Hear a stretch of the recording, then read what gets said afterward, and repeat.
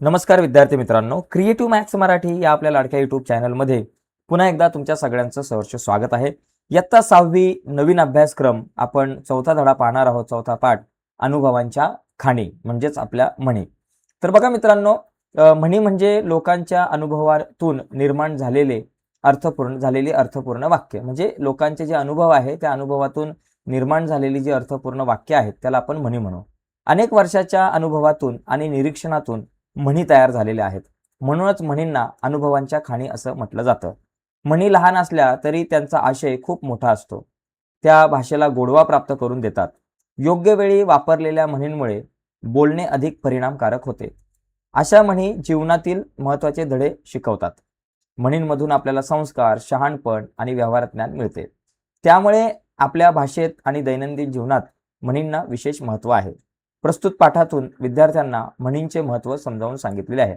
मित्रांनो बघा, म्हणींचा जर विचार केला तर म्हणी ह्या अनुभवांच्या खाणी आहेत. कारण अनुभवांतून आपली जी काही लोक आहेत त्या लोकांच्या अनुभवांमधून म्हणी तयार झालेल्या आहेत.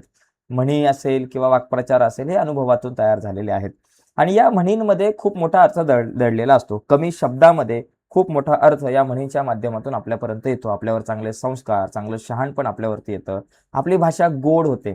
ओके, तर आता आपण हे जे काही पाठ आहे हा पाठ आपण बघून घेऊयात, समजून घेऊयात. बघा, आजी आज की नाही शाळेत एक मोठी गोष्ट घडली. शाळेतून आल्या आल्या खांद्यावरचे दप्तर काढत सौरभ उत्साहाने आजीला म्हणाला. बरं का, आजी काय आजीला म्हणाला. आजी सौरभचा फुललेला चेहरा पाहून म्हणाली, अरे वा, आज एक मुलगा खूप खुश दिसतोय. आनंदाची बातमी असणार बहुतेक. बक्षीस वगैरे मिळालं का रे? हो ना. म्हणजे एकंदरीत बघा, आपला जो सौरभ आहे, आपला सौरभ तुमच्यासारखाच विद्यार्थी आहे. सौरभ खूप आनंदाने घरामध्ये येतोय आणि घरामध्ये येऊन जोरात आजीला म्हणतोय, आजी आज की नाही शाळेत नाही खूप मोठी गोष्ट घडली. म्हणजे सौरभ आनंदात आहे आणि या आनंदात तो आजीला म्हणतोय की आजी, आमच्या शाळेमध्ये आज खूप मोठी गोष्ट घडली. मग आजी सुद्धा सौरभचा फुललेला चेहरा बघते आणि आजी म्हणते, अरे वा, आज एक मुलगा खूप खुश दिसतोय, खूप आनंदी दिसतोय. याचा अर्थ काहीतरी चांगली बातमी असेल, आनंदाची बातमी असेल. आणि मग आजी प्रश्न विचारते की तुला बक्षीस वगैरे तर नाही ना मिळालं? बरोबर ना, म्हणजे बक्षीस मिळालं ना तुला? म्हणजे बक्षीस मिळालं का रे तुला? हो ना, असा प्रश्न आजी विचारते की बाबा तुला बक्षीस मिळालंय ना, असा प्रश्न. ओके, पुढे काय होतंय, तुला ग कसं कळलं आजी? तू आणि आई दोघी माझ्या मनातलं पटकन ओळखतात बुवा. छे, तुमच्यापासून काहीच लपून राहत नाही. बरं आजी, आई कुठं आहे? तर या ठिकाणी लक्षात घ्या, तो सौरभ म्हणतोय, आजी तुला कसं कळालं? बरं, आजी, आई आपल्या मनातल्या सगळ्या गोष्टी जाणून घेत असतात. आणि अशीच ही आजी आहे. त्या आजीने पटकन जाणून घेतलं की हा आनंदी आहे, म्हणजे याला बक्षीस वगैरे मिळालं असेल. आणि म्हणून आजी म्हणते की बाबा तुला बक्षीस मिळालं का रे? आणि मग हा थोडासा नाराज होता आणि म्हणतो, तुम्ही दोघी माझ्या मनातलं पटकन ओळखता. छे, बरं ठीक आहे. आता आई कुठं आहे? असा प्रश्न विचारतोय कोण? सौरभ कोणाला विचारतोय? आजीला. अरे, तुझी आई शेजारच्या राधा काकूंकडे गेलीये. येईल तासाभरात. पण आधी मला सांग, कशाबद्दल बक्षीस मिळालं? काय बक्षीस मिळालं? कोणी बक्षीस दिलं? म्हणजे या ठिकाणी बघा, आई कुठे गेलेली आहे? शेजारच्या राधा काकूंकडं. आणि आजी म्हणते की बाबा ठीक आहे, आई शेजारच्या राधा काकूंकडे गेली आणि मला आता सांग, तुला हे बक्षीस कशाबद्दल मिळालं? बक्षीस काय मिळालं? बक्षीस कोणी दिलं? अशा प्रकारे प्रश्नांचा भडीमार सौरभवर आजीने केला. अनेक प्रश्न सौरभला विचारत राहिले. आणि आजी थांब थांब, कोण म्हणतंय? सौरभ काय म्हणतो, आजी थांब थांब, एका वेळी केवढे ग प्रश्न तुझे? अगं, आज जे बक्षीस मिळालं ना, ते काय माझ्या एकट्याचं मुळी नाहीये, माझ्या एकट्याचं मुळीच नाहीये. ते बक्षीस माझं आणि तुझं, आपल्या दोघांचं मिळून आहे. अरे बापरे.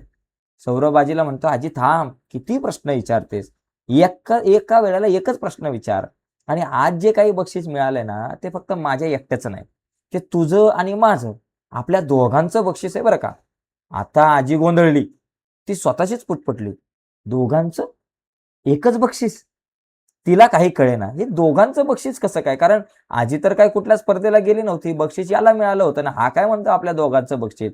नेमकं काय गडबड आहे? दया कुछ तो गडबड आहे. मग सौरभ म्हणाला, ओळख ओळख, तू माझ्या मनातलं पटकन ओळखतेस ना, आता हे सुद्धा ओळख बघू. बरं का, तो आजीला म्हणतोय, आजी ओळख ओळख, माझ्या मनातलं तर सगळं ओळखते, आता हे ओळख. आजी म्हणाली, अरे आधी बक्षीस तर दाखव, त्यावरून काही अंदाज बांधता येतो का ते बघू. आजी म्हणते, बाबा बक्षीस दाखव मला. तुला काय बक्षीस मिळालेलं आहे, कुठलं बाबा तुला प्रमाणपत्र मिळालंय की बाबा तुला कुठलं काय आपले ते कप वगैरे मिळतात, प्रशस्ती पत्रक मिळाले का, काय मिळालं तुला, दाखव जरा मला बक्षीस म्हणून. हा, तर मला काहीतरी अंदाज बांधता येईल.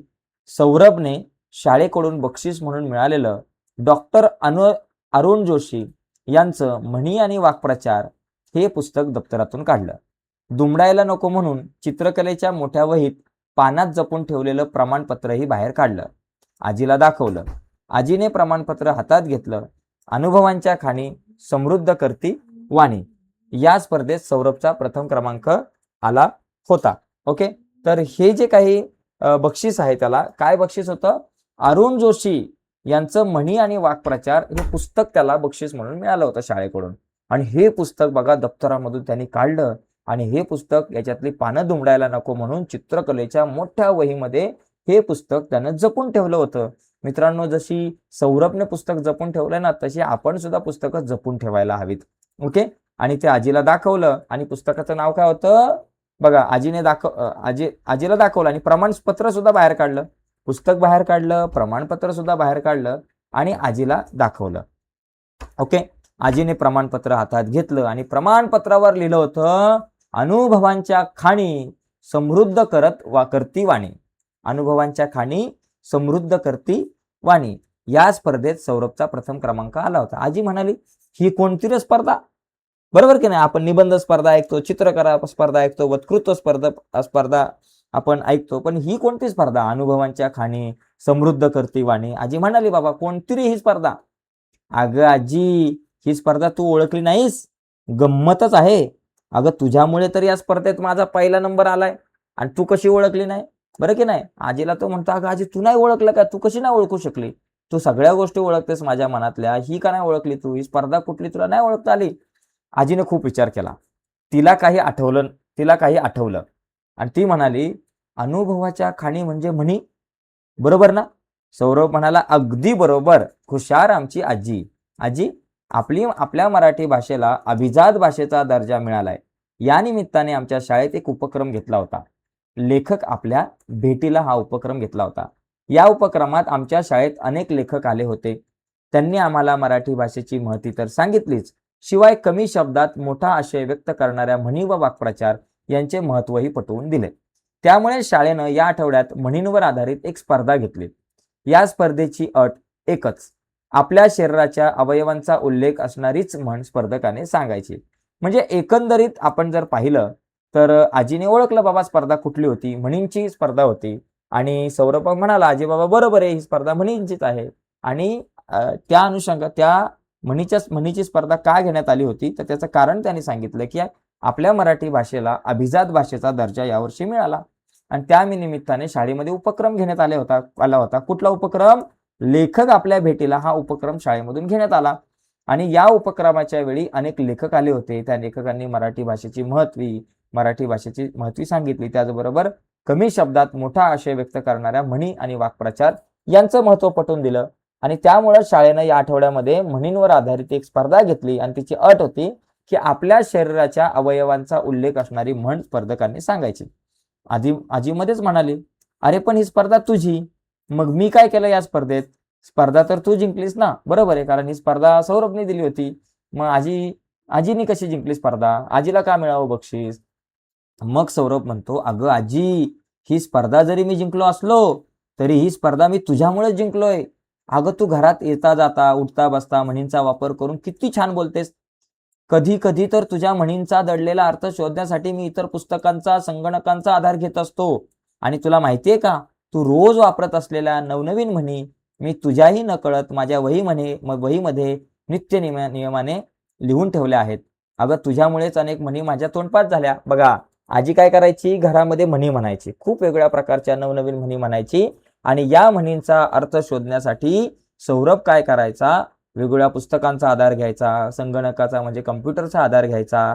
ओके, आणि त्याचबरोबर या सगळ्या म्हणी सौरभ काय करायचा, आपल्या एका वहीमध्ये लिहून ठेवायचा.